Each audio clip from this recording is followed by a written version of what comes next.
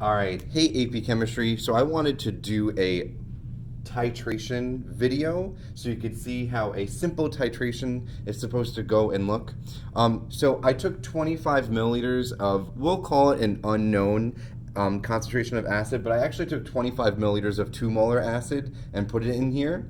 And in my burette here, I have it filled up to actually all the way to the 0 mark with about 50 milliliters of 2 molar NaOH. Now remember, with the burette, it doesn't matter how much you put in here. We care about how much we drop before and after. Just so you know ahead of time, if I have 25 milliliters of 2 molar HCl, I know I'm going to need 25 milliliters of 2 molar of NaOH. Let's see if that works. So I've taken an initial pH reading, did that already, and I recorded it. I also kind of plotted the point there. The initial pH reading was about 0.43. I'm going to take the pH meter out, and I'm supposed to put this acid-base indicator in there. This is known as phenolphthalein. Now, phenolphthalein, you're supposed to put like 1, 2, 3, I do like 4 drops in there. Phenolphthalein will turn pink when all of the acid has reacted with all of the base for this reaction, and when the pH changes to beyond 9. An example of what that faint pink color, this is a little bit darker for my tasting, and there's another video on that, but this is what happens when I have no acid left to react with the base. The reaction mixture will turn this faint pink color. So that's why I have like a white piece of paper here for that. So I'm going to start dropping a little bit at a time. I'm actually going to put a couple of milliliters and record the pH after so. I'm also going to try and plot it at the same time. So let's drop about 2 milliliters into here. All the way to 2. Actually, that's about 1.9. Swirl, swirl, swirl. I got it to about 1.9 milliliters. So my new burette reading is 1.90 milliliters. And I'm going to record the pH of this. It looks like the pH now has gone up to about 0.51. So I'm going to record that as 0.51. And I can also plot that too. I'm going to plot that in blue. I dropped about 2 milliliters, and the pH only went ever so slightly up to about actually, that's not about a little bit halfway through, about 0.51. It's a very, very small jump. I'm going to drop a couple of more milliliters in here. I'm going to drop it all the way. Let's go to 5 point, let's see. This is about 5.70 milliliters. I'm rounding, but I have about 5.70 milliliters. Now, I could record the volume directly because I started with 0, 0. So I'm always going to be subtracting from 0, so it doesn't matter. If you didn't start at 0, you'd have to be subtracting from that initial volume. All right, so I'm going to take the pH of this now. All right, looks like my pH is still at about 0.5. Okay, actually it looks like it's going down a little bit. I'm going to record that as about, let's see, if I keep it in there, looks like 0.45, right? So it's going down a little bit, so it's kind of fighting off a change in pH. I'm going to drop a bit more. I'm going to drop it up to 10 now, all right? I don't know if you could see a little bit of pink forming, but I'm dropping it all the way. Let's see. I'm going to drop it to, this is 11.90, and I don't know if you could see, but I got a little bit of pink remaining in there. Oops, you can't see it. A little bit of pink remaining in there, and I swirl it and it goes away. All right, and that means that I'm starting to become a little bit more basic. If you see pink forming in the solution, that means I'm having a little bit more base remaining, but it reacts with the acid and then it goes away. You like to swirl, and then let's take the pH. This pH went up to, it's still at about 0.5, right? So it's kind of remaining there, right? I'm actually going to record the pH again, not changing as much. Okay. I'm going to add more. All right, I added up until about 11.9 milliliters, and the pH was still about, I'll put that back into there. Like I said, the pH was about, oh, it's going down. It's weird, all right? I'm going to say it's about 0.42. All right, so it's kind of going back and forth here. Let's see what happens if I drop it to 20 milliliters. All right, I don't know if you see the pink forming in there. Actually, I'm having it here at 18 milliliters. Swirl, swirl, swirl. Now I have it at about 18 milliliters. Recording that. Let's see what the pH is at about 18 milliliters. Okay. Now we have an increase in pH. Looks like it's back up to now 0.5. All right, I got 0.5 in there. Let's add more. I'm gonna add it up until 22. Ooh, I got some. I don't know if you saw, there was a lot of pink in there. Have it up to 22. Ah, now my pH is at about 6.2. I don't know if you can see that. I'm gonna say it's about 6.2. And I dropped it all the way to 22.00 milliliters. 0.62. Okay. Let's drop some more in there. I'm gonna drop maybe until 23.5. The pink is getting larger and then going away. All right. My pH is about 0.69. All right. 0.69. I'm gonna record that.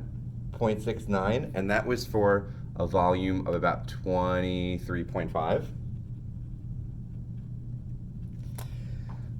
I'm gonna add another 0.5, and look at the flask. It's gonna get a little bit darker and pink. Another 0.5. Look at the pink that's forming in there, right? That's because the acid-base indicator is changing the color in there. If I swirl a little bit more, the pink goes away. Let's record this pH. Ah, now I'm about 0.74. All right, and so that's at 24 milliliters. 0.74. So we got a slow upstill hike. I'm gonna drop another 0.5 into there.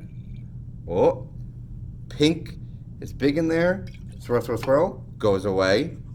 Let's record that pH. It was about 0.78 initially. 0.78. And I dropped about 24.5 milliliters. I don't know if you see that I kind of know how much you're supposed to get, so I'm going to take a couple of readings closer to the endpoint, and then I'm going to plot that data.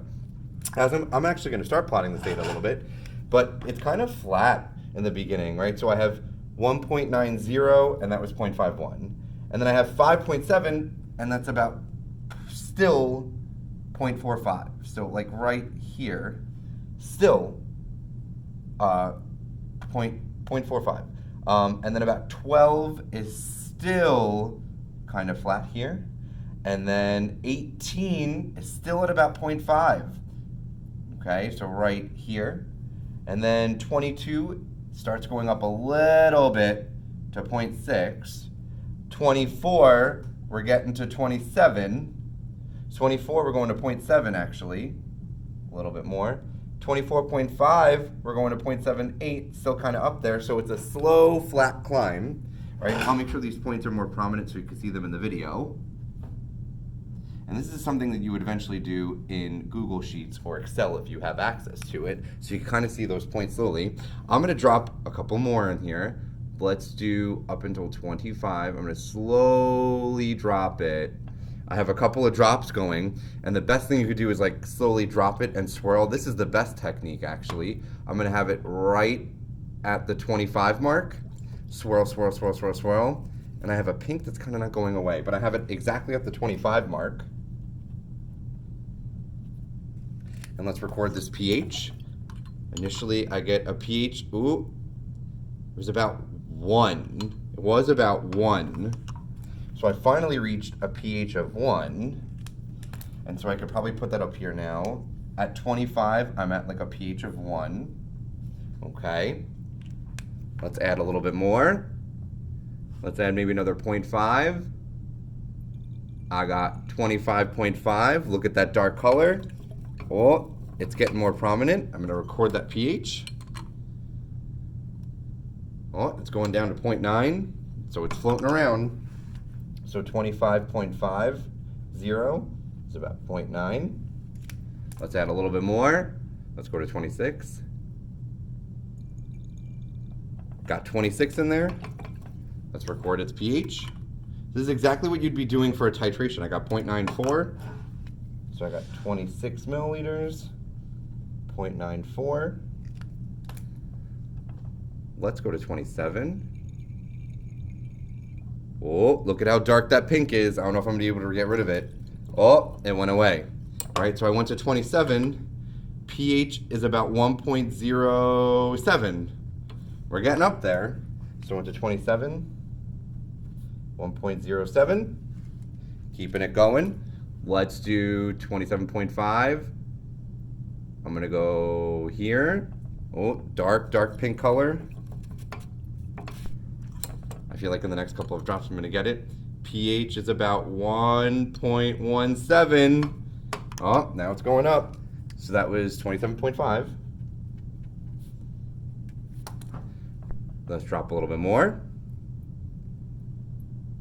I went to 28. Record its pH. I got 1.33.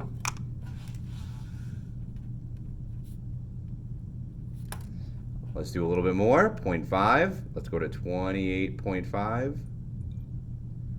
Oh, dark. Got 28.5. And my pH is about 1.43. Notice how I'm taking it quickly. Things happen if you leave it sitting there. 1.43. And this is exactly how you'd be carrying out a titration. And you could fast forward this if this is going too slow. You go to 29. That's actually 28.9. Oh, I'm gonna say this is 28.9. We're about one. Oh, that's jumping higher. We're going, it was about 1.9. So it was actually 28.9. And the pH was 1.90. We're getting there. All right, it's going on a steady climb upwards. I'm gonna go to 29.5. And I got a really dark pink. That means I went way too far past my endpoint, but let's record that pH anyways. And now I have a pH of about, oh, that's all the way up there.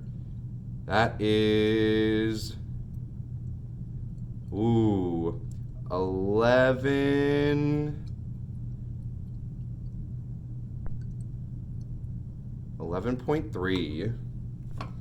I'm going to record that as 11.3, and my reading was 29.5. I'm going to add a couple more. I'm going to add like another milliliter just to see how the pH changes. It might flatten out. I got 11.83 with another milliliter. So that's 30 milliliters. 11.83. Let's add a little bit more. Let's add like another milliliter. Ooh, and that's really dark. I got 12.2. And that's at 31 milliliters. Let's do one or two more. I got 32 milliliters. This is way beyond the reaction, but I want to still make sure I'm gonna get a flat pH. It won't go any higher. So I'm getting about 12.27 at 32 milliliters. Let's add one more milliliter. Swirl. This is way past the endpoint. All of the acid has reacted, so I got nothing but base in there. And I'm gonna say my pH is 12.46. And that's at 33 milliliters. And so if I wanted to plot this on the graph, I'm gonna push this off to the side so you can see it. I had it kind of going up at 25. At 26, it was still kind of hanging out there and went kind of down a little bit. At 27, it went up to 1 again. And then at 27.5, it started going up a little bit more. 28, it went up to like 1.33. 29, it actually spiked all the way up to 11 at about 29. So right about here. And then I got a point all the way up there. And then 30, 31, 32, and 33 are kind of in like the 11, 12 region. So like here, here, and here. So my titration curve, if I wanted to connect all the points, looks something like, whoa, and there. It jumped, right? And so not the best of lines that I've drawn because I don't have the best handle here, but if you were to plot this on a graph, you would get this shape of a titration curve. And make sure you know that if I use this titration curve, I could figure out, and it looks like it is right there in the middle, this is a strong acid, and I titrated it with a strong base, and because of that, the equivalence point is at about a pH of 7 is the equivalence point. And that's actually the pH at the equivalence point of a strong acid with a strong base. We had sodium hydroxide in there, so I have a strong base. I had hydrochloric acid that's a strong acid, and the pH at the equivalence point, if I get it in the middle of this jump, is 7. And then this equivalence point corresponds to the volume that's actually required for the titration. And it looks like if I go all the way down, it looks like it required about 30 milliliters of NaOH. Now, I had 25 milliliters of 2 molar HCl, and this required 30 milliliters of about 2 molar NaOH. I would say that's within human error with me making the solutions or me reading the measurements. This is only off by about 5 milliliters. I'm gonna let you know when we do calculations in other videos or other examples that if I have the same concentration of acid and base, I'm gonna require the same amount. And so I should have required about 25 milliliters and I actually got 30. All right, so this was a long video that walked through a titration as though you were actually gonna do it accurately. Be on the lookout for other videos where I explain more about what goes on in the titration and how you can interpret and calculate anything about a titration between a strong acid and a strong base.